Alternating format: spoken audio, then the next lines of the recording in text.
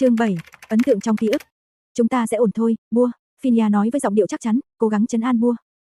Nhưng vào lúc này đây, Bua cảm thấy cổ họng mình cứ như bị một thứ gì đó thật cứng chặn lại, cố nuốt xuống mà vẫn không thể. Có lẽ, thứ cứng rắn đó chính là sợ hãi. Và, điều khiến cô bất ngờ hơn là, trong khoảnh khắc này đây, cô cảm thấy biết ơn mọi thứ, thậm chí cả số phận mình, vì số phận đã đưa Phinia đến bên cô. Nếu phải đối mặt với tất cả một mình, có lẽ cô đã sớm sụp đổ từ lâu rồi. Bua nhận thấy Phinia thường xuyên liếc nhìn gương chiếu hậu, dù cô ấy không tăng tốc đột ngột, bởi vì cả hai vẫn chưa chắc chắn ý định của chiếc xe phía sau là gì. Hơn nữa, chiếc xe đó chỉ đi theo mà không có bất kỳ hành động đe dọa nào. Nếu họ đến được đồn cảnh sát an toàn, thì mọi thứ sẽ tạm thời bình ổn trở lại. Nhưng đúng như cô nghĩ, chiếc xe bán tải màu đen bất chợt tăng tốc, vượt lên từ phía bên trái. Khi nó lướt qua, cả hai cùng đồng loạt nhìn ra ngoài cửa sổ, nhưng kính xe kia được dán màng tối màu khiến họ không thể nhìn thấy rõ người bên trong. Sau đó, chiếc xe bán tải tiếp tục lao đi với tốc độ cao. Phinia không chắc liệu chiếc xe đó chỉ đơn thuần muốn vượt qua hay không, vì vậy cô ấy đã thả chân ga và từ từ giảm tốc độ. Nhưng, Bua còn chưa kịp thở phào thì chiếc xe kia đột nhiên chuyển làn cắt ngang phía trước, buộc Phinia phải đạp phanh gấp. May mắn là, cô ấy đã kịp thời giảm tốc độ trước đó. Nếu không, chiếc xe có thể đã trượt ra khỏi làn đường. Đồn cảnh sát còn cách bao xa? Khoảng 5 cây số nữa. Được rồi, tiếp tục chỉ đường cho tôi. Phinia xoay vô lăng cho xe di chuyển sang làn trái và nhanh chóng tăng tốc. Cô ấy không biết những người đó là ai, cũng không rõ họ muốn gì. Nhưng có thể đó là nhóm người từng đột nhập vào hiện trường vài ngày trước để trộm cắp nhưng bất thành vì lực lượng an ninh đã được tăng cường, và có khi cái mà họ nhắm đến chính là cuộn giấy quý giá thứ mà cô ấy và Bua tìm thấy. Tuy nhiên, cuộn giấy đó hiện tại không có trên người cô ấy. Dù sao thì trước mắt, tất cả những gì Phinia có thể nghĩ ra chính là lập kế hoạch dụ dỗ những kẻ đang bám theo họ chạy thẳng đến đồn cảnh sát. Ít nhất là, nếu bọn chúng nhận thấy sự việc đã được trình báo, cảnh sát đã biết chuyện, thì có lẽ sẽ vừa tránh bị chúng gây thêm rắc rối. Mà cô ấy cũng đồng thời gửi cảnh báo đến đội ngũ nhân viên tại hiện trường về nguy cơ trộm cắp cổ vật. Bua nhìn thấy Phinia ngước lên kiểm tra camera hành trình phía trước xe, dường như để đảm bảo nó vẫn hoạt động tốt. Bởi vì đây vốn dĩ là một công cụ có thể ghi lại mọi thứ vô cùng hữu ích. Phinia sau đó cho xe tăng tốc, chuẩn bị sẵn sàng vượt qua chiếc xe kia. Phinia, sẽ không sao đâu, Bua. Phinia trấn an cô bằng giọng điệu chắc chắn, đừng sợ. Nói rồi, cô ấy nắm bắt cơ hội nhanh chóng tăng tốc để vượt qua, trong khi chiếc xe kia cố gắng chuyển làn lần nữa. Phinia trong lòng biết rất rõ, rằng dù có chuyện gì xảy ra đi chăng nữa, cô ấy vẫn sẽ không dừng xe cho đến khi cả hai đến được nơi an toàn. Cũng may, đường này là đường chính, khoảng cách giữa các xe đủ lớn để họ có không gian trốn thoát. Nghe thấy tiếng thở gấp gáp của Bua, Phinia liên tục lên tiếng trấn an. Mọi chuyện rồi sẽ ổn thôi. Đúng như lời Phinia nói, chưa đầy 10 phút sau đó, họ đã đến được đồn cảnh sát, nhanh chóng trình báo sự việc rồi vội vã trở về lại thủ đô. Lúc này đã là buổi chiều. Suốt cả đoạn đường, Bua hoàn toàn im lặng, khuôn mặt rõ ràng vẫn còn đang rất hoảng sợ. Đói chưa, Bua loi? Không đói, Bua cố giữ bình tĩnh nhất có thể để đáp lại lời Phinia. Cảm xúc vẫn chưa thể ổn định, hơi thở cũng không đều. Vậy thì mình ghé ăn chút gì đó đi, tiện thể thư giãn một lát. Phinia tự quyết định thay cô, một khi ổn định lại rồi, cô chắc chắn sẽ đói đấy. Bua im lặng, chỉ khẽ gật đầu đồng ý, sau một lúc mới lên tiếng, cô có biết họ là ai không? Không biết, Phinia vừa trả lời vừa đánh lái cho xe vào một quán ăn ven đường. Khả năng là nhóm người từng lục lọi đồ ở hiện trường. Những người thiệt mạng có thể đã mang theo đồ vật có giá trị, như cuộn giấy mà chúng ta tìm thấy đấy. Mà dù sao thì, họ cũng đều là thương nhân, chúng ta cũng không rõ về bối cảnh của họ. Nhưng chúng ta thì có gì đâu chứ? Có lẽ bọn chúng không biết về điều đó, hoặc do chúng biết trên máy bay có đồ vật quý giá nào đó, nên khi thấy chúng ta từ hiện trường đi ra liền bám theo, như thể muốn xem chúng ta là ai và định đi đâu. Cũng may là phát hiện kịp thời và cắt đuôi được bọn chúng. Phinia phân tích. Bua im lặng lắng nghe Phinia nói tiếp. Nhưng dù sao thì, hộp sọ vẫn ở chỗ chúng ta.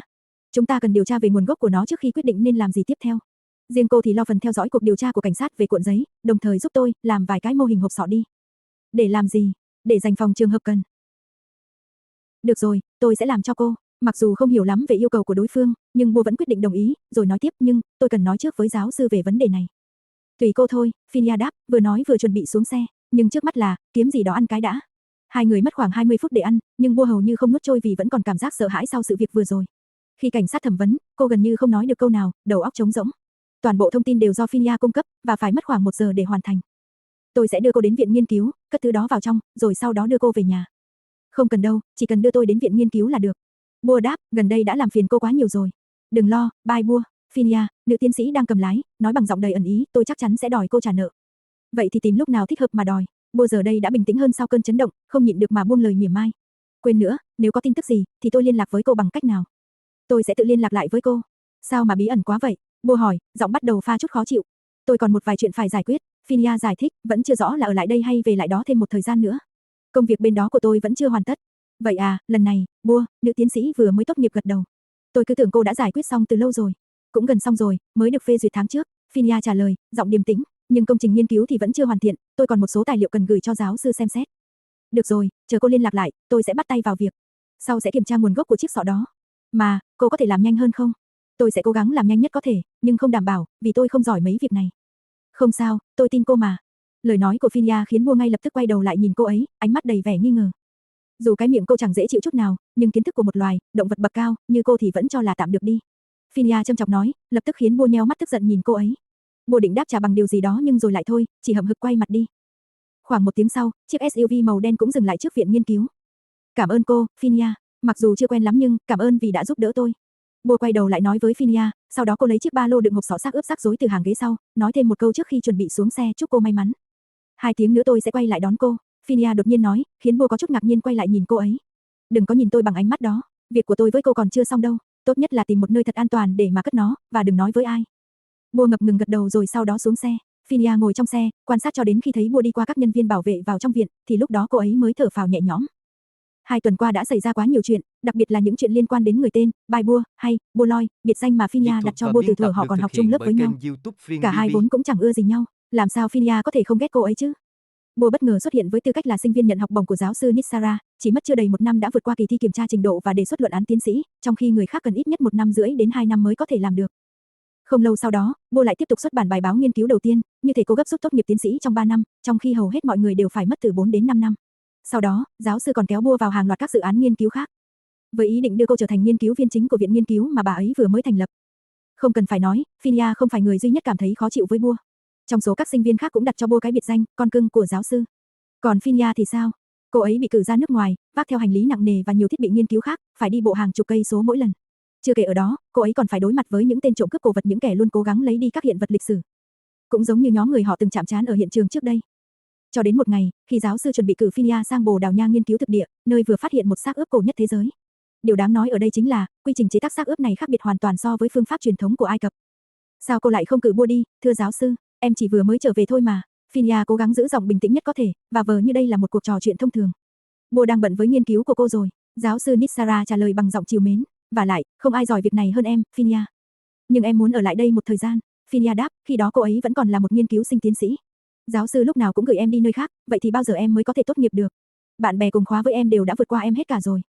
Sau đó, giáo sư đã đặt một câu hỏi, khiến Phinia không thể thốt nên lời, rằng: em muốn tốt nghiệp sớm cho xong, hay muốn trở thành một nhà nhân chủng học thực thụ, Phinia?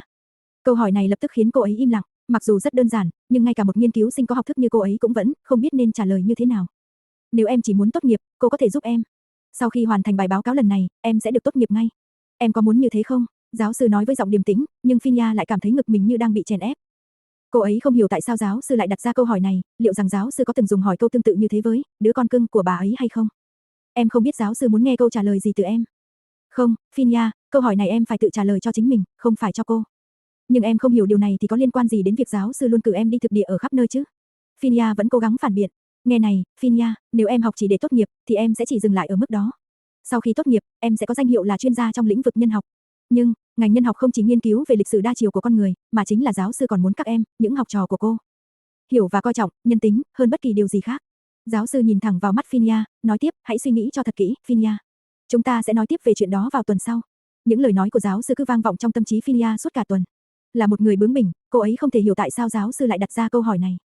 Phải chăng đây là một bài kiểm tra bổ sung về đạo đức nghề nghiệp? Rõ ràng không phải, bởi vì cô ấy đã vượt qua môn học này từ năm đầu tiên rồi. Trở thành một nhà nhân chủng học thực thụ, hiểu và coi trọng nhân tính, cô ấy vẫn cảm thấy khó hiểu, và có lẽ sẽ chẳng bao giờ hiểu. Dù đã lục tìm trong vô số sách vở, tài liệu, nhưng cô ấy vẫn không tìm được câu trả lời nào thỏa đáng. Mặt khác, điều đó thì có liên quan gì đến việc cô ấy muốn tốt nghiệp sớm kia chứ? Một tuần sau đó, giáo sư lại yêu cầu Phinia đến gặp. Khi bước vào văn phòng giáo sư, cô ấy vẫn chưa thể tìm được câu trả lời. Suốt cả tuần qua, cô ấy đã suy nghĩ, tra cứu rất nhiều trong các tài liệu và kể cả những thông tin trên mạng, nhưng câu trả lời vẫn rời rạc và không rõ ràng. Tuy nhiên, khi vừa ngồi xuống trước mặt giáo sư, câu hỏi đầu tiên mà cô ấy nhận được lại là: em có nghe về vụ xương Homo erectus bị đánh cắp chưa, Phinia? Phinia im lặng, chỉ chậm rãi gật đầu. Nếu phải định giá, em nghĩ bộ xương người có niên đại gần 1 triệu năm tuổi đó, đáng giá bao nhiêu? Em không biết, thưa giáo sư, Phinia trả lời, giọng vẫn bình tĩnh. Nếu tổ tiên của chúng ta, hay nói cách khác là những họ hàng xa xưa, biết rằng hậu duệ của họ ăn cắp xương của họ để bán, có lẽ họ đã làm cho loài người tuyệt chủng từ lâu rồi. Họ sẽ không muốn chứng kiến loài người phát triển cho đến hiện tại. Giáo sư khẽ mỉm cười. Thời đại ngày nay, mọi thứ đều bị gắn mác giá trị, kể cả nhân tính. Nói rồi bà ấy thở dài. Là một nhà nhân chủng học, phải nói rằng cô cảm thấy rất thất vọng. Mặc dù Phinia gật đầu, nhưng cô ấy vẫn không hoàn toàn hiểu được ý nghĩa của những lời giáo sư vừa nói. Vậy, bây giờ, em có còn muốn tốt nghiệp sớm nữa không? Em, không chắc, vậy thì để cô quyết định thay em. Ngay ngày mai, em hãy làm thủ tục rút học bạ và chuyển toàn bộ tín chỉ sang chương trình cao học ở một trường đại học mới. Cô sẽ sắp xếp cho em đến học với một người bạn của cô ở nước ngoài, cùng với học bổng toàn phần mà cô chuẩn bị cho em. Ở đó, em có thể tốt nghiệp trong 2 năm, những nghiên cứu còn đang dang dở của em ở đây, Bua sẽ thay em tiếp tục hoàn thành. Em không hiểu, không phải em muốn tốt nghiệp sớm hay sao? Cô đã tìm ra cách để giúp em đấy. Giáo sư trả lời, nhưng, Phinia lại không nói được bất kỳ một lời nào, cô ấy hoàn toàn bối rối. Sau khi rời khỏi văn phòng của giáo sư, Phinia vẫn không thể nào hiểu nổi vì sao giáo sư lại đột ngột muốn cô ấy chuyển ra nước ngoài tiếp tục hoàn thành chương trình học. Trời xui đất khiến thế nào mà vừa đúng ngay lúc đó, Bua, khi ấy là nghiên cứu sinh năm 3, bước ra từ một lối đi khác. Nhìn thấy Phinia, cô ngay lập tức quay lưng định rời đi. Bye Bua. Phinia hét lớn biệt danh mà cô ấy đặt cho Bua, khiến Bua dừng lại, xoay người về phía cô ấy. Nghe nói giáo sư bảo cô tiếp quản công trình nghiên cứu của tôi. Đúng vậy, Bua trả lời, giọng bình thản. Cô định thừa nước đục thả câu à? Tôi đã làm xong một nửa rồi đấy. Giáo sư bảo cô không còn ở đây nữa, nên tôi sẽ tiếp tục thay cô làm. Bua trả lời ngắn gọn, không phải vậy sao? Cô đúng là con cưng của giáo sư nhỉ, Phinia mỉa mai nói. Muốn nghĩ sao thì nghĩ, Bua cắt ngang, không để cô ấy nói tiếp, cô không muốn tranh luận, càng không muốn dính dáng gì đến người phụ nữ này. Phinia chuẩn bị nhận học bổng đi nước ngoài, điều đó thật tốt. Mỗi lần nhìn thấy cô ấy trong hành lang giảng đường, Bua lại thấy căng thẳng vì Phinia luôn tìm cách chọc điên cô, còn không thì mỉa mai cô. Bua không bao giờ hiểu được lý do gì đã khiến Phinia ghét mình đến vậy, dù họ hầu như chẳng ai nói chuyện gì với nhau. Công việc thường được trao đổi qua giáo sư hoặc bạn thân của cô, là Phang. Còn về dự án nghiên cứu, giáo sư bảo cô tiếp quản, thì cô chỉ đồng ý thôi. Vì cô biết một khi giáo sư đã giao nhiệm vụ, sẽ rất khó để từ chối. Vậy mà bây giờ, người phụ trách dự án này trước đây lại đang ở trước mặt cô thể hiện sự phẫn nộ. Có lẽ, đây là một hình thức khác của nghiệp quả, hoặc cũng có thể là do gần đây cô đã làm quá ít việc tốt rồi chăng? Nếu cô muốn lấy lại nghiên cứu thì cứ việc lấy, dù sao cũng là của cô, tôi không có ý định giành. Tôi không muốn tên cô xuất hiện trong nghiên cứu của tôi. Không ở vị trí thứ 2, càng không ở vị trí thứ 3. Đừng tưởng tôi cần nghiên cứu của cô, Bua đáp trả, cứ nói chuyện với giáo sư đi, xong rồi bảo tôi. Hoặc cô giao cho ai khác cũng được, tôi không quan tâm. Nếu không phải giáo sư yêu cầu, tôi đã chẳng việc gì phải nhúng tay vào. Dự án của cô, đặc biệt, đến mức nếu nó được công bố, tôi cũng không cần làm lễ trừ tà, vì tôi biết cô sẽ ám tôi mãi không buông. Bua loi, cô quá đáng rồi đấy, muốn giành lấy mọi thứ của tôi, còn dám lên giọng với tôi. Giọng Phinia càng lúc càng lớn, thu hút sự chú ý của những người xung quanh, nhưng không ai dám đến can ngăn. Phía sau, Bua nghe thấy có người khẽ nói, mau đi gọi Phang đến tách họ ra đi. Phang là bạn thân của Bua từ thời học thạc sĩ. Cô mới là người quá đáng đấy, Phinia. Nhớ cho rõ, nếu không phải vì giáo sư yêu cầu, tôi đã chẳng dính dáng gì tới cô. Cô lúc nào cũng ầm ĩ, làm quá mọi thứ lên, khiến tôi không có nổi một giấc ngủ yên. Nói xong, Bua xoay người nhanh chóng rời đi. Hãy chờ đấy mà xem, bye Bua. Phinia tức giận hét lớn, nhưng Bua không quan tâm, thậm chí còn không buồn quay đầu nhìn lại. Tâm trạng cô vốn đã tệ vì thiếu ngủ rồi, nay lại còn cãi vã với Phinia chỉ khiến cô càng thêm bức bối trong người.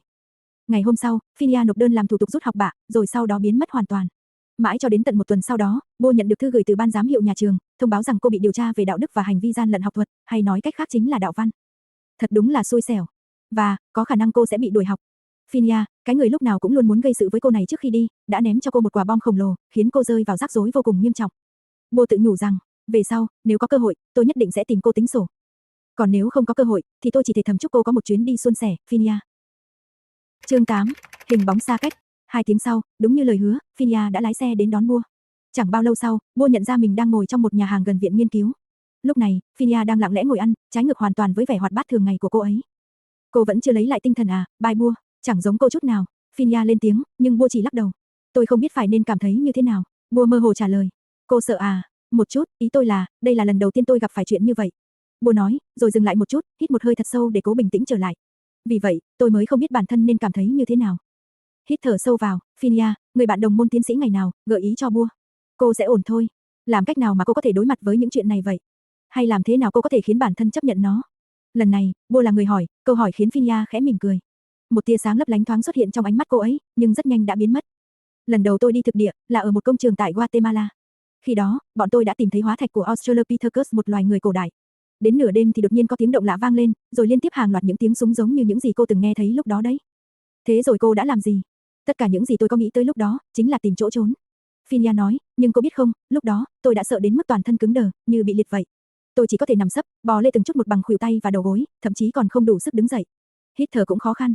Sau khi bò lê được vài mét, cơ thể tôi đã hoàn toàn bị tê liệt. Lúc đó tôi đã nghĩ mình chắc chắn sẽ chết ở nơi đất khách quê người này, cho đến khi có một đồng nghiệp kéo tôi vào nơi trú ẩn. Nhờ thế mà tôi mới có thể sống sót. Đây có lẽ là lần đầu tiên Phinia nói chuyện với Bua bằng giọng điệu bình thường như vậy, giống như hai người bạn cũ đang ôn lại kỷ niệm xưa. Cô sẽ ổn thôi, bye Bua, tin tôi đi. Giọng nói dịu dàng của Phinia khiến Bua lập tức kinh ngạc, một thanh âm dịu dàng nhất mà cô chưa từng được nghe thấy từ trước tới nay. Ngay tại khoảnh khắc ấy, ánh mắt họ giao nhau, đôi mắt Phinia ánh lên sự an ủi, trong khi ánh mắt của Bua vẫn còn đầy vẻ sợ hãi. Cô mím môi, khẽ gật đầu, rồi quay mặt đi chỗ khác. Khi nào thì cô về nước? Sao vậy, chán tôi rồi à? Chỉ là hỏi vu vơ thôi. Bua giải thích, thiết nghĩ, nếu muốn cảm ơn cô vì đã giúp đỡ tôi, thì tôi cũng nên được biết trước chứ, nhỉ? Tôi còn cần phải bàn bạc thêm với bên đó trước. Sau đó, phần còn lại của bữa ăn tiếp tục chìm trong sự im lặng. Cả hai không ai nói gì nữa. Bua thỉnh thoảng liếc nhìn Phinia, vừa cảm thấy ngưỡng mộ vừa ngạc nhiên trong lòng. Một Phinia ít nói trông điềm tĩnh hơn hẳn. Bua thầm nghĩ rằng, có lẽ cô ấy đã trưởng thành rất nhiều sau những gì từng trải qua. Cô thực sự không định trở về làm việc à, Phinia? Bên đó đã sắp xếp cho tôi một vị trí rồi. Phinia bình thản trả lời, nhưng tôi vẫn chưa đồng ý. Tiếc thật, Bua nói, giáo sư có lẽ rất mong cô trở về giúp bà ấy. Câu nói khiến Phinia nhướng mày. Giáo sư đã có cô rồi còn gì? Phinia ngắn gọn trả lời. Cô biết đấy, một mình tôi thì cũng chẳng là gì cả. Bua nói tiếp, mỗi khi căng thẳng, tôi sẽ chẳng còn biết phải làm gì. Cô chỉ là bị dọa thôi, Bua. Phinia nói như đang an ủi Bua, nhưng Bua vẫn chưa sẵn sàng đón nhận. Qua cặp kính gọng vuông, cô ngước lên nhìn đối phương. Mọi chuyện rồi sẽ ổn cả thôi, Phinia nói. Nếu cô trở về giúp giáo sư, tôi có lẽ sẽ cảm thấy yên tâm hơn nhiều. Thế, tôi quay lại là chỉ để làm cô yên tâm thôi à? Phinia lắc lắc đầu, rồi vô thức mỉm cười mà chính cô ấy cũng không hề nhận ra điều đó. Không đâu, tôi sẽ không quay lại. Giáo sư đã đặt rất nhiều kỳ vọng ở cô, Phinia. Tôi chỉ muốn nhắc cho cô biết thôi, Bua nói với giọng nghiêm túc. Vậy mà giáo sư lại cứ cử tôi đi khắp nơi, còn không cho tôi tốt nghiệp nữa đấy. Phinia phản bác, dường như không tin lời Bua. Nhìn cô bây giờ đi, nếu tôi là giáo sư, Bua nhìn Phinia, tôi cũng sẽ rất tự hào về cô. Câu nói khiến Phinia khựng lại, chiếc thìa trên tay cũng cùng lúc dừng theo. Cô ấy ngẩng mặt lên nhìn Bua, ánh mắt lấp lánh một cảm xúc chân thành, sau đó là một cảm giác ấm áp kỳ lạ trào dâng trong lòng, ngay bên trái của lồng ngực. Từ trước đến nay, Phinia luôn thắc mắc rằng vì sao bạn học, đàn anh đàn chị, thậm chí cả những người xung quanh dường như đều yêu mến Bua. Bua luôn được giáo sư yêu ái, cô còn thường xuyên ở lại hỗ trợ công việc cho giáo sư. Trong số 7 người cùng lớp, hết 5 người đứng về phía Bua, 2 người còn lại chọn không tham gia vào những cuộc tranh cãi giữa hai người họ. Đến tại thời điểm này đây, Phinia đã bắt đầu hiểu được lý do đó. Xin lỗi nếu tôi có nói sai điều gì. Thấy Phinia cứ mãi im lặng, Bua mới mở lời. Tôi có nói gì cô đâu. Phinia trả lời, sau đó cuộc trò chuyện rơi vào im lặng. Đừng quên những việc tôi đã dặn cô, tôi sẽ sớm trở về xem tiến độ đấy. Được thôi, nhưng nếu có bị chậm trễ thì cũng đừng có trách tôi. Tôi còn phải xử lý cho xong việc xác định danh tính các nạn nhân vụ tai nạn máy bay nữa. Nó lộn xộn và cấp bách hơn nhiều. Bua giải thích, hơn nữa, tôi cũng không dành về mấy cái chuyện khảo cổ cho lắm.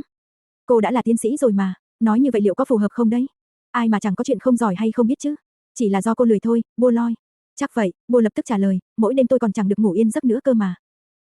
Mẹ, cô không biết cô vất vả như thế này à? Bây giờ chỉ có mỗi tôi là tốt nghiệp sớm hơn mọi người. Một số thì đã bỏ học, số khác còn chưa qua được đề xuất luận án nữa. Về phần Phang thì, cậu ấy hiện vẫn còn đang ở Hà Lan. Bua nhắc đến người bạn tiến sĩ thân thiết của mình, có lẽ phải 1-2 năm nữa cậu ấy mới tốt nghiệp. Nếu cậu ấy cũng ở lại bên đó như cô, tôi sẽ thực sự rất thảm. Đã là con cưng, thì phải chịu trách nhiệm nhiều hơn chứ, bye Bua. Phinia nhếch mép cười, nhún vai nói, còn có cách nào khác nữa đâu. Tôi không phải con cưng của giáo sư. Bua lần này lập tức phản bác, đừng nói như vậy nữa. Cô còn nhận được học bổng nhiều hơn cả tôi, mà lại bảo tôi là con cưng của giáo sư à? Phinia không đáp, chỉ cười cười trong suốt bữa ăn còn lại. À, còn một chuyện nữa, suýt nữa thì tôi quên mất. Khi đang chờ nhân viên nhà hàng tính tiền, Phinia lên tiếng nói. Dạo này cố gắng đừng về nhà quá muộn, may mà lần trước chúng ta cắt đuôi được bọn họ. Theo quy định, trong những sự kiện như thế, tên của các chuyên gia hay nhân viên đều sẽ không được công khai. Họ có lẽ không biết chúng ta là ai, nhưng vẫn phải thật cẩn thận, hiểu chưa? Vậy mà cô vẫn nhất quyết không chịu nói rõ rốt cuộc đã xảy ra chuyện gì, chỉ bắt tôi làm hết cái này tới cái khác. Tôi không nói bởi vì ngay cả chính tôi cũng không biết. Phinia đáp, thôi được rồi, Bua khẽ gật đầu, lần này tôi sẽ nghe cô, không có tâm trạng để mà cãi nữa. Tôi thì lại muốn cô thử cãi đấy, bye Bua. Bộ cô muốn làm mẹ tôi lắm à? Bua nói với một chút giễu cợt, cô đúng là rất giỏi trong việc ra lệnh đấy. Đã là con cưng, thì phải chịu đựng nhiều hơn mới đúng chứ, tiến sĩ Busaya. Nếu cô không có ý định giúp thì im cái mồm lại đi, Phinia. Sau bữa tối hôm đó, Phinia dường như biến mất mà không để lại bất kỳ dấu vết nào. Trong khi đó, Bua thì đầu tắt mặt tối xử lý công việc xác định danh tính các nạn nhân trong vụ tai nạn máy bay vừa rồi. Một đống công việc đột ngột ập tới khiến Bua choáng váng không thở nổi, đến mức đã gần như quên mất chiếc hộp sọ xác ướp phiền phức kia. Phải đến mãi một tuần sau, cô mới có thời gian liên hệ với phòng thí nghiệm dùng thiết bị để xác định niên đại của cổ vật. Bởi vì nơi cô làm việc vẫn còn đang trong thời gian chờ phê duyệt ngân sách để mua những thiết bị cần thiết. Trên thực tế, Bua đã có một số kinh nghiệm và kiến thức trong lĩnh vực này, nhưng vấn đề là không có thiết bị phù hợp. Do đó, trong trường hợp này, cô phải nhờ đến phòng thí nghiệm khác xử lý giúp. Tuy nhiên, vì phòng thí nghiệm đó đang còn nhiều công việc ưu tiên hơn, nên việc xác định niên đại của hộp sọ xác ướp phải bị hoãn lại một thời gian. Theo như họ thông báo thì có thể mất khoảng 1 tháng hoặc lâu hơn, nhưng nếu được sẽ cố gắng đẩy nhanh tiến độ. Ngoài ra, Bua cũng đang bận rộn làm sạch các bộ xương để chuẩn bị cho bước xác định danh tính tiếp theo. Chưa kể, cô còn phải thay mặt giáo sư giảng dạy trên lớp, vì giáo sư vẫn đang ở Panama xây dựng kế hoạch hợp tác dự án. Một tuần sau khi Phinia biến mất, giáo sư Nitsara cũng trở về từ hội nghị nhân chủng học quốc tế. Giáo sư dự định dành khoảng 10 ngày để xử lý các tài liệu liên quan đến dự án hợp tác. Trong thời gian này, Bua tạm thời chịu trách nhiệm tất cả công việc. Bận rộn như vậy, em dạo này thế nào, Bua? Giáo sư Nitsara, 59 tuổi, có gương mặt phúc hậu và dáng người tròn trịa, bà ấy có mái tóc ngắn, trên người mặc bộ đồ công sở sẫm màu. Sau khi về nước được một tuần, bà ấy đã hẹn gặp Bua. Em vẫn ổn ạ, thưa giáo sư. Em trông có vẻ mệt mỏi lắm đấy. Giáo sư Nitsara quan sát đôi mắt mệt nhoài của Bua và nói, cô đã đọc báo cáo thực địa em gửi rồi, cảm ơn em rất nhiều. Không có gì đâu ạ, thưa giáo sư. Bồ đáp, cảm thấy đó là điều mà giáo sư cần được biết. Phinia thế nào rồi? Cô ấy có vẻ vẫn ổn, thưa giáo sư. Bồ trả lời, giọng có chút gượng gạo. Em nghe nói cô ấy đã tốt nghiệp rồi. Tất nhiên, em ấy luôn muốn được tốt nghiệp sớm, và cô đã hỗ trợ em ấy khá nhiều trong chuyện đó. Giáo sư nói, hôm nay giáo sư gọi em đến đây có việc gì vậy ạ? Cô muốn thông báo với em rằng viện chúng ta vừa tuyển được một nghiên cứu viên mới. Giáo sư Nitsara nói, ánh mắt hướng về Bua. Cô ấy sẽ hỗ trợ em trong việc giảng dạy, và cô hy vọng em sẽ tập trung nhiều hơn vào nghiên cứu khoa học. Ngoài ra, cô ấy cũng sẽ đảm nhận vai trò nghiên cứu viên chính. Nghe vậy, Bua lập tức chắp tay bày tỏ lòng biết ơn, trong lòng thầm thở phào nhẹ nhõm. Cảm ơn giáo sư rất nhiều ạ. Bua nói, không giấu được sự nhẹ nhõm. Người này vừa mới tốt nghiệp từ Vương quốc Anh. Giáo sư nói với giọng điềm tĩnh. Vâng ạ, Bua đáp ngắn gọn, khi nào thì cô ấy sẽ đến ạ? Khả năng không quá một tuần. Vâng, cảm ơn cô rất nhiều ạ, thưa giáo sư. Bua, em có thể đẩy nhanh tiến độ xử lý vụ tai nạn máy bay không? Cục hàng không thông báo rằng cảnh sát nghi ngờ có điều bất thường trong vụ này. Giáo sư Nitsara nói, họ muốn biết liệu có điều gì bất thường với các nạn nhân không? Hiện tại chúng em đã rất cố gắng để kiểm tra, nhưng em chỉ mang về được một số mảnh xương của các nạn nhân thôi, còn những thi thể ít bị tổn thương và dễ nhận dạng hơn đã được cảnh sát đưa về viện pháp y rồi ạ. Bua giải thích thêm, trừ phi có vết thương nào được tạo ra trước đó và để lại dấu vết rõ ràng trên xương, thì chúng em mới có thể đưa ra phán đoán. Vậy, lúc kiểm tra hiện trường có phát hiện điều gì khả nghi không? Chỉ có hộp sọ xác ướp, cuộn giấy mà em đã đề cập với cô trước đó và mấy tên trộm cố đánh cắp mẫu vật thôi, ngoài ra không còn gì khác nữa à? Bua trả lời, còn hiện tại thì em đang lên kế hoạch gửi hộp sọ đi xác định niên đại. Cô đã xem ảnh em gửi trong báo cáo, hộp sọ và cuộn giấy đó thực sự rất kỳ lạ. Phinia cũng nói như vậy, Bua nói với giáo sư, nhưng khi nào chưa biết rõ nó đến từ thời đại nào, thì vẫn chưa thể đưa ra được kết luận gì, thưa giáo sư. Dạo gần đây, các nhà buôn đồ cổ đã bắt đầu hứng thú hơn với những thứ này. Nghe nói giá trên chợ đen đang tăng vọt, nếu là vật phẩm được chế tác bằng phương pháp cổ xưa, thì giá trị sẽ càng cao. Nếu nội dung chữ tượng hình thuộc phiên bản mới nhất của cuốn sách của người chết dành cho tầng lớp thượng lưu, thì lại càng quý giá hơn gấp nhiều lần. Giáo sư Nitsara dừng một chút, sau đó lại hỏi thêm, Phinia có còn nói gì thêm với em không? Bua chỉ lắc đầu, đáp em hoàn toàn không thể liên lạc được với Phinia. Hai em vẫn như cũ nhỉ? Câu nói này khiến Bua cười ngượng. Em đã cố hết sức rồi ạ, thưa giáo sư, nhưng dường như Phinia thực sự có thành kiến với em. Bua nói, vậy sao, được rồi, nếu em ấy liên lạc lại với em và có tin tức gì mới, thì hãy nhớ báo cho cô biết. Vâng ạ, thưa giáo sư. Này, Bua. Vào một đêm nọ, khi Bua chuẩn bị đi ngủ, âm báo tin nhắn trên mạng xã hội vang lên ở góc dưới màn hình laptop, đúng lúc cô chuẩn bị tắt máy. Việc tôi giao cho cô, tiến triển tới đâu rồi? Là giáo sư thúc giục sao? Bua nheo mắt thông qua cặp kính nhìn vào màn hình, lúc này đã là 11 giờ 33 phút tối. Cô định đi ngủ để sáng mai thức dậy vào lúc 5 giờ sáng đi đến viện nghiên cứu. Khi nhìn thấy tên người gửi, Bua thở dài, nhấn nút chấp nhận lời mời kết bạn, rồi bắt đầu trả lời tin nhắn. Chỉ có mẹ tôi mới có quyền thúc giục tôi làm việc thôi. Vậy có nghĩa là cô không sợ nữa rồi nhỉ, còn đủ tâm trạng cãi lại tôi. Người, mẹ thứ ba, trả lời tin nhắn của Bua ngay lập tức. Đã gần 2 tuần rồi đấy, Bua cũng không chịu thua, liền phản hồi lại tin nhắn. Thế, công việc tôi giao cho cô, đã làm được đến đâu rồi? Phinia nhắn hỏi lại câu y hệt như trước. Cô đoán xem, nào là nhận diện nạn nhân vụ tai nạn máy bay, rồi giảng dạy, rồi lại nghiên cứu. Cô muốn tôi phải làm cái nào trước? Này, bài Bua, đừng mà có chọc điên tôi, nếu không, tôi về sẽ ngay lập tức xơi thịt cô đấy. Thế thì về nhanh đi, Bua phản hồi lại, giọng điệu vẫn không giấu sự khiêu khích. Có mà chậm thêm chút nữa, sẽ chẳng còn gì để cô xơi đâu. Làm con cưng của giáo sư hẳn là mệt lắm nhỉ? Tin nhắn phản hồi lại của Phinia đầy sự châm biếm. Tôi định nói với cô rồi, nhưng nó hiện vẫn chưa có kết quả. Máy X quang chỉ mới được lắp xong trong hôm nay thôi. Ngày mai tôi mới định dùng nó kiểm tra hộp sọ, rồi gửi hộp sọ tới một phòng thí nghiệm khác để xác định niên đại. Nhưng mà bên đó hiện vẫn đang đầu tắt mặt tối, chắc còn phải chờ lâu. Tôi đi lâu như vậy mà cô vẫn còn chưa làm xong nữa à? Đừng có giục tôi. Giờ đây đã là một nghiên cứu viên chính thức, Bua nhắn lại nhanh chóng. Tôi đã cố hết sức rồi, nhưng bị vụ tai nạn chen ngang, giáo sư lại không có ở đây, cũng chẳng được ai xử lý. Còn về chuyện xác định niên đại, sẽ không thể nếu chỉ có một mình tôi. Hơn nữa, giờ tôi thậm chí còn không có thời gian để thở. 2 ngày trước, tôi mới bắt đầu xác định danh tính nạn nhân. Nếu cô nóng ruột quá, thì trở về tự mà đi xử lý đi, nhớ mang theo cả tiền xét nghiệm. Tôi còn phải ứng trước tiền túi, vì ngân sách khẩn cấp vẫn chưa được phê duyệt đấy. Bua loi, cô đúng là quá quắt. Làm sao, tôi đang nói chuyện với cô rất là nghiêm túc đấy. Rồi Bua nhắn nốt tin nhắn cuối cho Phinia, nếu cô định mắng chửi tôi, thì cứ việc nhắn. Mai tôi thức dậy sẽ xem sau, giờ thì tôi đi ngủ, mệt sắp chết rồi. Sau đó, trạng thái của Bua chuyển sang ngoại tuyến. Bua loi, cái đồ chết tiệt này, gặp lại cô, tôi thề sẽ tính sổ đấy. Phinia hét lớn vào màn hình laptop. Nhưng sáng hôm sau, không có thêm tin nhắn nào từ Phinia. Từ sau bữa tối 2 tuần trước, cô ấy hoàn toàn biến mất, không liên lạc gì lại với Bua. Thực ra, trước tối qua, họ thậm chí còn chẳng có cách nào liên hệ với nhau vì không ai lưu số điện thoại hay tài khoản mạng xã hội của đối phương. Nghĩ lại thì, Bua cảm thấy buồn cười vì mối quan hệ giữa hai người lại căng thẳng đến mức này. Dù rằng có đôi lúc không kiềm chế được mà đấu khẩu, nhưng giờ đây, cô chẳng buồn để tâm chút nào. Cô đã tốt nghiệp rồi, nên những chuyện đó cũng không còn quan trọng nữa. Hồi đó, cô chỉ là một sinh viên quá tham vọng, đến mức ngay cả chính bản thân cô còn chẳng biết mình đang chạy theo điều gì. Còn bây giờ, Bua chỉ mong có được chút thời gian để thở. Cuộc đời cô đã bị cuốn trôi bởi chuyện học hành, và tương lai vẫn sẽ bị chôn vùi trong sách vở, phòng thí nghiệm và các nghiên cứu. Khác với cô, Phinia có thể tự do đi đây đi đó. Trong khi cô bị nhấn chìm bởi núi công việc, thì Philia lại như một cơn gió, chẳng bị ràng buộc bởi điều gì. Điều khiến Bua không thể không ghen tị, cô ấy có thể ngao du khắp nơi, trong khi cô bị mắc kẹt giữa những bức tường của viện nghiên cứu, chìm trong những thứ giấy tờ và dữ liệu. Cuộc sống của cô đều bị chiếm trọn, không còn chút không gian nào để mà hít thở. Dù vậy, Bua tuyệt đối không cho phép bản thân quá đắm chìm vào suy nghĩ đó. Vì cô hiểu rõ trách nhiệm của mình chính là hoàn thành công việc hiện tại. Vụ tai nạn máy bay vẫn đang được tiếp tục điều tra, và việc nhận diện các nạn nhân là nhiệm vụ cấp bách nhất trước mắt. Chưa kể, chiếc hộp sọ bí ẩn kia vẫn đang khiến cô trăn trở. Thời gian trôi qua, Philia vẫn không liên lạc lại. Thỉnh thoảng, Bua lại nghĩ về cô ấy, không phải vì những mâu thuẫn trước đây, mà là vì sự quyết đoán và hiệu quả trong cách làm việc của cô ấy. Nếu Philia còn ở đây, có lẽ công việc sẽ tiến triển nhanh hơn. Nhưng thực tế là, chỉ có một mình Bua. Phòng thí nghiệm mặc dù đã sẵn sàng, giờ cô chỉ cần chờ đợi kết quả chụp X-quang chiếc hộp sọ, rồi sau đó gửi đi xét nghiệm niên đại thôi. Nhưng quy trình này vô cùng phức tạp, và cô biết sẽ phải mất nhiều thời gian. Ấy vậy mà trong lúc đó, công việc vẫn không ngừng tăng lên. Bua vừa phải lo xác định danh tính các nạn nhân, vừa phải cân đối giữa các dự án nghiên cứu cùng việc giảng dạy. Khi giáo sư quay lại, Bua còn phải báo cáo tiến độ và nhận thêm sự hướng dẫn từ bà ấy. May mắn là, giáo sư rất hài lòng với cô, điều đó giúp cô cảm thấy bản thân không hoàn toàn đơn độc. Dẫu vậy, khi nghĩ về Philia, cảm xúc của Bua vẫn rất hỗn loạn. Mối quan hệ của họ luôn như những trận chiến, nhưng tận sâu trong đáy lòng, cô vẫn thấy thiếu đi điều gì đó khi Philia không còn ở đây. Dẫu sao, sự hiện diện của Philia đã khiến cô quen với việc bản thân có thêm một đối thủ cạnh tranh. Nhưng, cái cảm giác đó đã ngày càng yếu dần đi đến mức. Đôi khi, Bua không khỏi tự hỏi rằng, nếu Philia quay trở lại, liệu họ có còn tiếp tục đấu đá nhau như trước không, hay sẽ mở ra một hướng đi mới cho sự hợp tác, buông bỏ thành kiến và trở thành đồng minh thực sự của nhau. Chỉ có thời gian mới có thể trả lời. Chương 9, cảm xúc dành cho đối phương.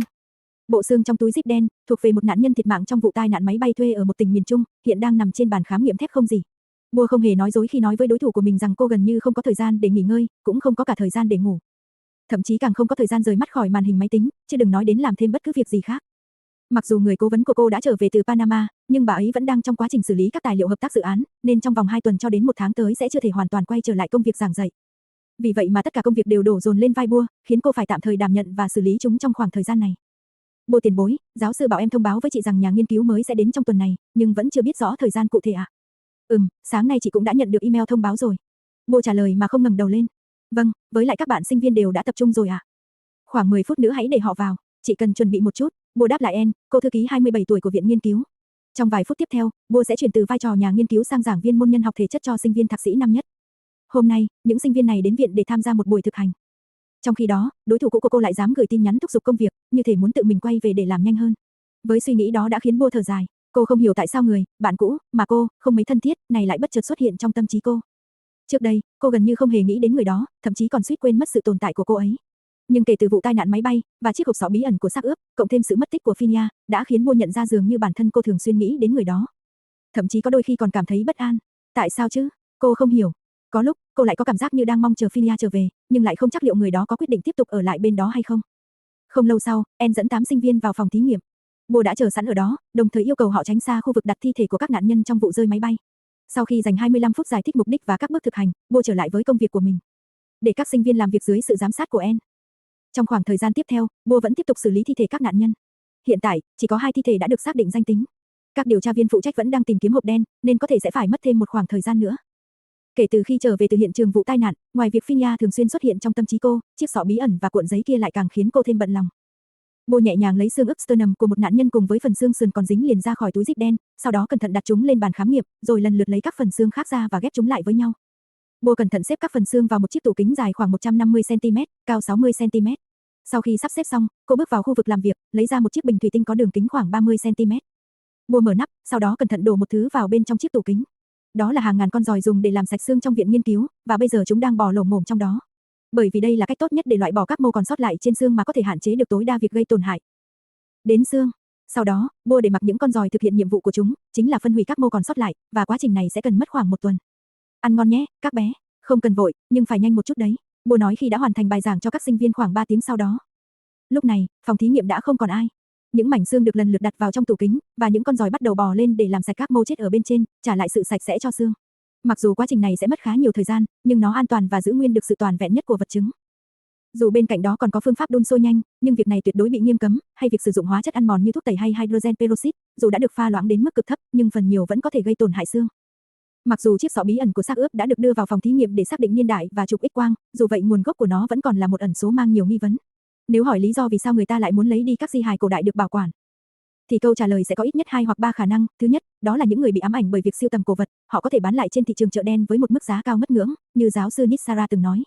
Thứ hai, nếu suy đoán xa hơn, thì những di hài này có thể được dùng để thờ thần. Một số nhà khảo cổ từng đưa ra giả thuyết rằng việc ướp xác không phải để chờ đợi người chết hồi sinh, mà là muốn biến họ trở thành tượng thần linh để mà thờ phụng, chỉ riêng hai lý do này thôi, cũng đủ khiến người ta cảm thấy rợn người rồi. Mặt khác, trong nước vẫn còn tồn tại nhiều hình thức tâm linh phù phép và tà thuật, nên việc sử dụng xác ướp trong đời sống hàng ngày dường như đã trở nên quá xa xỉ. Vì vậy mà khả năng dùng nó làm tượng thờ cúng hoặc bùa hộ mệnh có thể bị loại trừ. Còn chưa kể, đích đến của chuyến bay ngày hôm đó là Paris. Đối với cuộn giấy xuất hiện cùng lúc với xác ướp, có thể hiểu nó được sử dụng để bán hoặc đấu giá kiếm lời. Để rồi tất cả những sự kiện tưởng chừng như không liên quan này hiện tại vẫn chưa có lời giải thích rõ ràng. Có lẽ phải chờ tin tức từ hộp đen của máy bay thì mới có thể tìm được thêm manh mối. Còn hiện tại, Bua chỉ có thể tiếp tục xác định danh tính của các nạn nhân. Và hy vọng sẽ tìm được thêm điều gì đó hữu ích. Bua khá chắc chắn rằng cuối cùng cô sẽ không thích câu trả lời cho những câu hỏi này, vụ tai nạn máy bay, các thi thể, hộp sọ xác ướp bí ẩn và cuộn giấy tử thần kia. Liệu tất cả những thứ đó có phải là hiện tượng phổ biến không? Ngay cả bản thân cô cũng không dám khẳng định. Một số thi thể bị mất phần cơ thể, không thể ghép lại thành hình dáng hoàn chỉnh, và Phinia đã để công việc đó lại cho cô. Nếu cô ấy thực sự không trở về, Bua thề rằng sẽ không để cô ấy được sống yên ổn. Trong khi đó, Phinia lại nhận ra bản thân đang ngồi trên ghế lái điều khiển chiếc sedan màu đen của mình. Sau hơn 3 tuần mất tích, cô ấy hiện tại đang lái chiếc xe di chuyển đến viện nghiên cứu nhân học sinh học. Vừa về đến nhà đã lao vào tắm rửa, thay đồ và sắp xếp hành lý, sẵn sàng tiếp tục chuyến hành trình đến nơi cần đến. Ngay cả bản thân Phinia cũng không hiểu tại sao cô ấy lại không nghỉ ngơi để giảm bớt mệt mỏi, mà lại lập tức lái xe thẳng đến nơi đó. Nếu tôi là giáo sư, tôi sẽ rất tự hào về cô. Câu nói này đã vang vọng trong tâm trí cô ấy suốt hơn 3 tuần qua, thậm chí là trong suốt hành trình trở về nước. Người đó lại nói rằng cảm thấy tự hào về cô ấy, hẳn mặt trời đã mọc đằng Tây rồi. Ngay khi câu nói ấy chạm đến cảm xúc của Phinia, Bua người mà cô ấy luôn coi là đối thủ, chỉ với một câu nói này, trong tích tắc đã khiến Phinia nhận ra rằng cô ấy đã hoàn toàn thua cuộc trước Bua. Câu nói đó cứ lặp đi lặp lại trong tâm trí Phinia, khiến cô ấy không thể nào yên lòng. Hơn nữa, còn không chút do dự từ chối vị trí học thuật mà giáo sư bên đó đã sắp xếp cho cô ấy. Nhưng khi nghĩ lại, Phinia cảm thấy người đó thật đáng trách. Bởi vì khi cô ấy nhắn tin, người đó lại vờ như không muốn trả lời, còn nói rằng nếu muốn mắng thì cứ việc để lại tin nhắn, khi thức dậy sẽ đọc sau nữa. Bua dường như quan tâm đến giấc ngủ của mình hơn là để ý đến cô ấy. Ngay từ thời còn là sinh viên, Phinia đã biết Bua nổi tiếng là người thích ngủ, nhưng tình trạng này khi đó chưa tệ đến vậy. Vào năm họ cùng đi thực địa, đối phương có thể ngủ trong vòng 5 phút, đã là một kỳ tích rồi. Nhưng bây giờ, thậm chí chuyện còn nói chưa xong đã tức khắc chạy đi ngủ. Hãy chờ đó, bye Bua, khi gặp lại, tôi thực sự sẽ bẻ gãy lưng cô. Tuy nhiên, vị tiến sĩ vừa xuống máy bay chưa đầy 3 giờ đồng hồ này lại không thể hiểu lý do tại sao cô ấy không thể đợi đến ngày mai rồi hãy đến gặp Bua kia chứ. Trên suốt chặng đường, Phinia cứ suy nghĩ mãi về điều này. Bởi vì cô ấy vẫn không thể nào lý giải được cảm xúc của chính mình. Cứ như thể cô ấy không muốn chờ đợi, bởi dù có nằm xuống ngủ, cô ấy cũng không thể nào chợp mắt được. Phinia luôn nghĩ về lần cuối họ làm việc cùng nhau, nghĩ đến khuôn mặt đầy vẻ sợ hãi của Bua. Mặc dù chuyện đã xảy ra khoảng 1 tháng trước rồi, nhưng cô ấy vẫn còn nhớ như in từng chi tiết trên khuôn mặt ấy, như thể trong suốt 5 năm quen biết nhau. Cô ấy chưa từng nhìn đối phương một cách tỉ mỉ như vậy. Bua vẫn là Bua, một Busaya mà cô ấy quen biết từ thuở đầu tiên họ bắt đầu học chương trình tiến sĩ. 5 năm trôi qua, Busaya giờ đây đã trở thành một vị tiến sĩ đúng nghĩa, đeo kính gọng vuông, trông đầy vẻ học thuật. Nhưng hiện tại, ánh mắt người ấy đã ánh lên vẻ mệt nhoài do tích tụ từ hàng tá công việc nghiên cứu và nhiều hơn là thiếu ngủ. Con người này yêu giấc ngủ hơn bất cứ điều gì, chỉ cần mỗi khi có thời gian nghỉ, cô nàng ấy sẽ luôn tìm một góc để ngủ trưa, như thể bị thiếu ngủ nghiêm trọng. Mặc dù ấn tượng về người, bạn cùng lớp này rất rõ ràng, nhưng giờ đây, cảm xúc của cô ấy đối với đối phương dường như đã có chút gì đó thay đổi. Chính sự thay đổi ấy, khiến Phinia dù là một tiến sĩ nghiên cứu về các giai đoạn khác nhau của lịch sử loài người, cũng không thể nào mô tả được chính xác cảm xúc của bản thân cô ấy vào lúc này. Rốt cuộc chuyện gì đang xảy ra với cô ấy vậy? Tại sao cô ấy cứ mãi bận tâm đến những chuyện liên quan đến Busaya? Từ khi ra nước ngoài, Phinia gần như lúc nào cũng cảm thấy bất an, thậm chí chỉ để gửi một tin nhắn đơn giản, cô ấy cũng chần chừ rất lâu. Phinia đã trì hoãn rất nhiều, đến tận ngày cuối cùng mới quyết định vờ như hỏi Bua về tiến độ công việc. Tiện thể sau khi trở về muốn mời Bua đi ăn một bữa cơm tối. Nhưng mọi thứ lại diễn ra theo một chiều hướng hoàn toàn khác, khi thấy cô ấy thúc giục, Bua đã liền cắt ngang cuộc trò chuyện và lờ cô ấy đi. Phinia cứ liên tục nói với bản thân rằng cô ấy chỉ lo lắng cho tiến độ công việc. Mặt khác, cô ấy đã từ chối vị trí học thuật ở nước ngoài một cách vội vàng và quyết định quay trở về. Nhưng, chính cô ấy còn không biết lý do thực sự là gì. Hay, cô ấy chỉ đơn giản vì nhớ quê hương. Nhưng tận sâu trong đáy lòng, Phinia biết rất rõ, đó không đơn giản chỉ là vì nhớ quê hương. Bởi vì cứ mỗi khi cảm thấy nhớ nhà, thì hình bóng của người con gái đó lại cứ bất giác hiện lên trong tâm trí Phinia. Đặc biệt là khi nhớ lại khuôn mặt đầy vẻ sợ hãi của Bua ngày hôm ấy, cô ấy lại càng không thể xóa bỏ hình ảnh đó ra khỏi tâm trí mình. Trong 2 tuần vừa qua, Phinia bận rộn hoàn thành các thủ tục tốt nghiệp và những công việc liên quan, chuẩn bị sẵn sàng để chuyển về quê nhà. Điều kỳ lạ là, dù giáo sư đã từng nói cô ấy có thể về lại nước ngoài bất cứ lúc nào để tiếp tục công việc, nhưng thực tế, sâu trong lòng Phinia chưa từng nghĩ đến việc sẽ trở lại. Cô ấy tin rằng giáo sư Nitsara sẽ vui lắm khi biết về quyết định này. Dù lĩnh vực nhân học không phải là một ngành khoa học mới mẻ gì tại Thái Lan, nhưng số lượng người quan tâm đến lĩnh vực này vốn không nhiều, nên việc có thêm một chuyên gia trong ngành chắc chắn sẽ là một điều vô cùng tốt. Kể từ khi quay trở lại xử lý các thủ tục tốt nghiệp, Phinia gần như không thể tập trung vào bất cứ điều gì khác. Tất cả những gì cô ấy muốn chính là nhanh chóng trở về nơi đây, chỉ để gặp người con gái ấy, tưởng tượng ra cảnh khi Bua nhìn thấy Phinia sẽ ngạc nhiên đến mức nào, sau đó như mọi khi, Bua sẽ bắt đầu dùng những lời lẽ sắc bén tranh luận với cô ấy. Ý nghĩ đó khiến Phinia không khỏi mỉm cười, cô ấy quyết tâm đáp trả Bua một cách thích đáng, người đã xem giấc ngủ của mình quan trọng hơn cả việc trả lời tin nhắn của cô ấy. Nếu nhắn tin mà không được hồi âm, thì cô ấy sẽ đến gặp trực tiếp. Với suy nghĩ đó, Phinia đã nhẹ nhàng đạp chân ga, tăng tốc một chút, hình ảnh khuôn mặt quen thuộc với cặp kính gọng vuông hiện lên trong tâm trí cô ấy. Trước đây, mỗi khi nhìn thấy Bua, Phinia luôn chỉ cảm thấy bực bội, thậm chí còn không muốn đối mặt. Nhưng giờ đây, mọi thứ đã trở nên vô cùng khác biệt. Một phần, Phinia tin rằng giáo sư sẽ rất tự hào về cô ấy. Phần còn lại, Phinia nhận ra rằng câu nói đơn giản của Bua khi ấy thực chất xuất phát từ sự chân thành. Điều đã mang đến cho Phinia cảm giác vô cùng ấm áp mà cô ấy không cách nào lý giải được từ sâu tận trong trái tim mình. Chương 10. Vừa trở về liền đến tìm gặp người.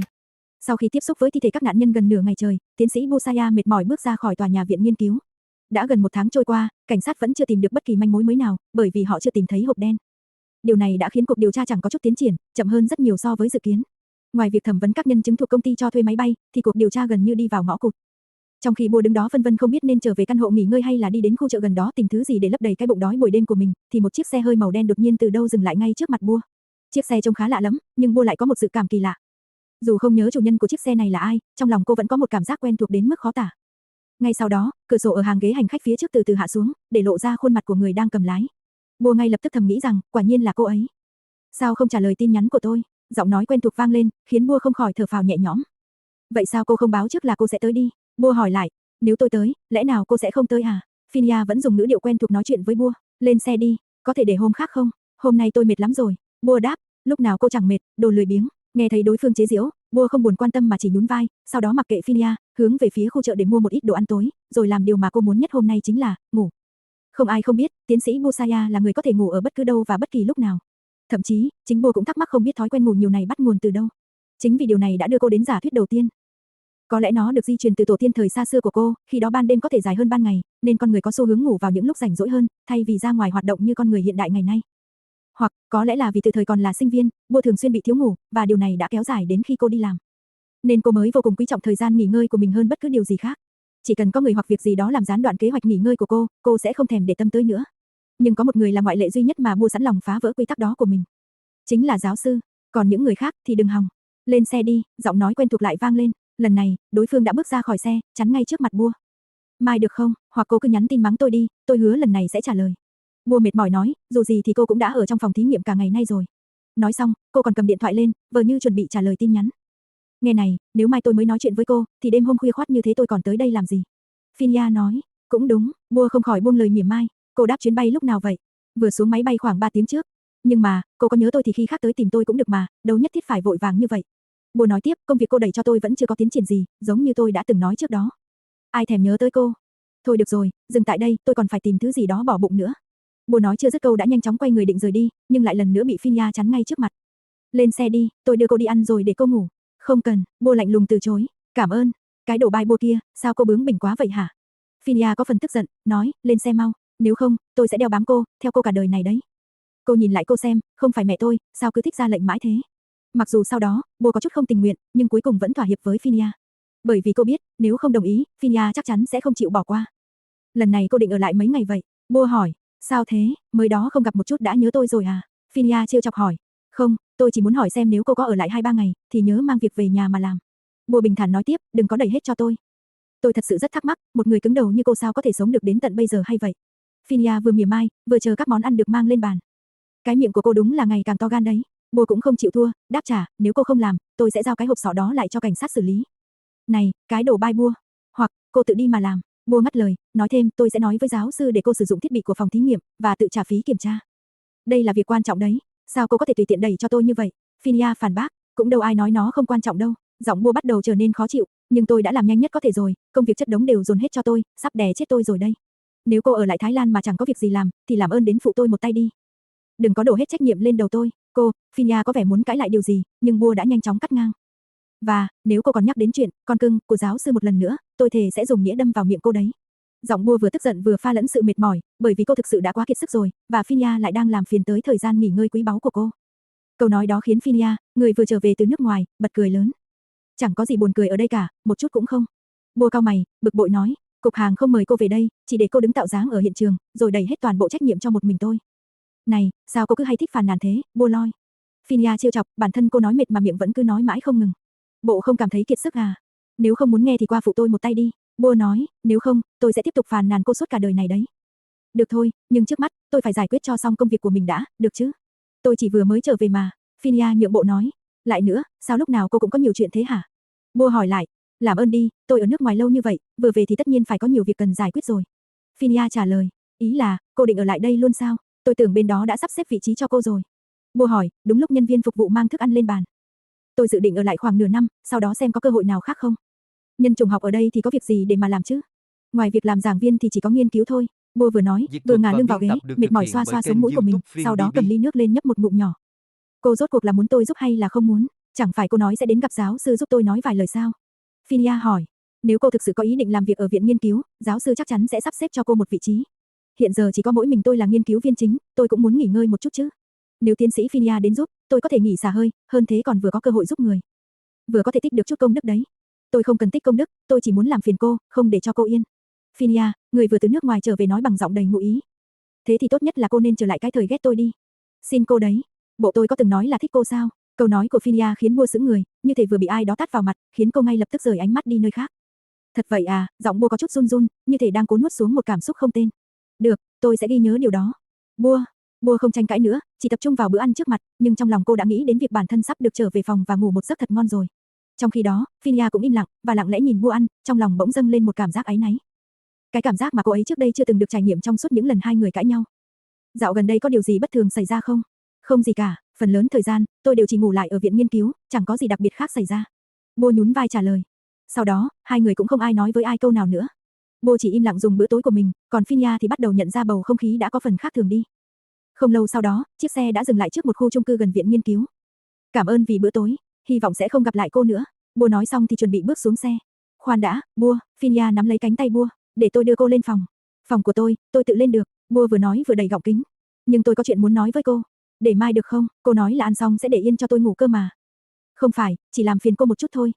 Thấy Bua chần chừ một lúc, sau đó gật đầu đồng ý, Phinia mới cho xe vào bãi đậu, rồi lặng lẽ đi theo Bua vào khu chung cư. Có gì thì nói nhanh đi, tôi cho cô 10 phút. Nhiều hơn nữa thì tôi không đảm bảo sẽ nghe rõ đâu. Bước vào phòng, Bua mời Phinia ngồi xuống ghế sofa. Phinia đưa mắt nhìn quanh một lượt, đây là lần đầu tiên cô ấy đến nơi cư trú của Bua. Căn phòng được sắp xếp gọn gàng, cho thấy chủ nhân ít khi ở đây. Một giá sách lớn chiếm gần 2 mét của bức tường, bên trên chất đầy ắp những cuốn sách về lịch sử, nền văn minh thế giới, giải phẫu học cùng nhiều loại sách khác nữa. Ở phía góc phòng có một bàn làm việc, một chiếc máy tính đang được đặt lên trên đó, bên cạnh là một đống tài liệu nghiên cứu chất chồng lên nhau. Bua, Phinia đứng dậy, gọi một tiếng, tôi. Lời nói khiến Bua nghiêng đầu, thắc mắc. Nếu cô vẫn chưa nghĩ ra, tôi sẽ cho cô thêm chút thời gian. Đợi tôi một lát, Bua nói rồi đi vào phòng bếp, lấy ra 2 chai nước từ chiếc tủ lạnh và đưa cho Phinia, nói uống đi. Bộ cô có chuyện gì hả? Trông cô có vẻ không được ổn lắm. Lần này, giọng điệu của Bua đã trở nên dịu dàng hơn rất nhiều, chủ động hỏi han Phinia. Không có gì, nếu không có gì, thì tôi đi ngủ đây. Khi nào cô ra ngoài, cửa sẽ tự động khóa. Ngủ ngon, Bua. Nhưng dường như Bua không nghe thấy, cô trở về phòng ngủ, và mãi cho đến khoảng 15 phút sau khi đã tắm và thay đồ xong, mới bước ra ngoài kiểm tra xem Phinia đã rời đi hay chưa. Nhưng, đối phương vẫn ngồi yên như thế trên chiếc ghế sofa. Phinia, nghe Bua gọi tên mình, Phinia lập tức đứng dậy. Cô có chỗ nào cảm thấy không khỏe sao? Bua tiến đến, khuôn mặt lộ rõ vẻ quan tâm. Tôi cũng không biết nữa. Giọng Phinia đầy lưỡng lự. Lúc ở nhà hàng, có phải tôi đã nói điều gì khiến cô không vui không? Cô cũng chưa bao giờ nói lời gì khiến tôi vui cả mà nhỉ. Cũng đúng. Quên đi, đừng suy nghĩ quá nhiều. Bua an ủi, cũng hãy cứ yên tâm vì tôi sẽ không thể ghét cô được hơn bây giờ nữa đâu. Nghe cô nói vậy, tôi cảm thấy dễ chịu hơn nhiều rồi, Bua loi. Giọng điệu của cô lúc nào cũng khiến tôi cảm giác như bản thân đã làm điều gì sai trái với cô vậy đó. Tiến sĩ Busaya nói thêm, nên tôi không buồn muốn tranh luận với cô nữa. Bua, giọng của Phinia đột nhiên trở nên nghiêm túc, khiến Bua nhíu mày nhìn cô ấy qua cặp kính. Sao vậy? Bua tiến đến gần hơn, nhận ra đối phương có vẻ do dự. Cô mệt à, hay ở lại ngủ một chút rồi hẵng đi. Phinia vẫn đứng yên, không trả lời. Bua dừng lại ngay trước mặt cô ấy, khẽ nâng tay lên, do dự một lát mới nhẹ nhàng đưa tay chạm vào má của Phinia. Ngón tay vừa chạm vào, Bua ngay lập tức rụt lại, sợ đối phương chán ghét. Nhưng khi thấy Phinia không chút phản ứng, cô mới cẩn thận đặt tay lên má phải của Phinia. Sao vậy, cô có chỗ nào cảm thấy không khỏe à? Kể từ lúc trở về, tôi luôn cảm thấy có gì đó rất lạ. Phinia khẽ nâng tay trái đặt lên bàn tay đang ở trên má của mình. Vô cùng kỳ lạ. Phinia định làm giống như trước kia, dùng những lời lẽ làm tổn thương Bua. Nhưng lần này, cô ấy lại cảm thấy bản thân như đang bị chính những lời nói đó làm tổn thương lại. Trong những ngày ở nước ngoài, cô ấy đã nhiều lần định nhắn tin cho Bua, nhưng rồi lại xóa đi. Cuối cùng, chỉ có công việc là cái cớ để hai người đường đường chính chính liên lạc lại. Điều làm cô ấy còn giận hơn cả chính là, Bua dường như không hề quan tâm gì đến cô ấy, thậm chí sau khi nhận được tin nhắn từ cô ấy, Bua còn lạnh nhạt bảo phải đi ngủ nữa. Trên thực tế, cô ấy không nên cảm thấy có bất cứ một thứ cảm xúc gì, không nên cảm thấy buồn mới phải chứ. Nhưng tận sâu trong đáy lòng, cảm giác đó cứ âm ỉ nảy sinh, càng ngày càng trở nên rõ ràng hơn đến mức khiến cô ấy không thể hiểu được lý do vì sao bản thân lại trở nên như vậy. Lý trí luôn mách bảo rằng, cô ấy phải tiếp tục ghét Bua như trước đây, nhưng một phần nào đó trong lòng khiến cô ấy không còn chắc chắn nữa.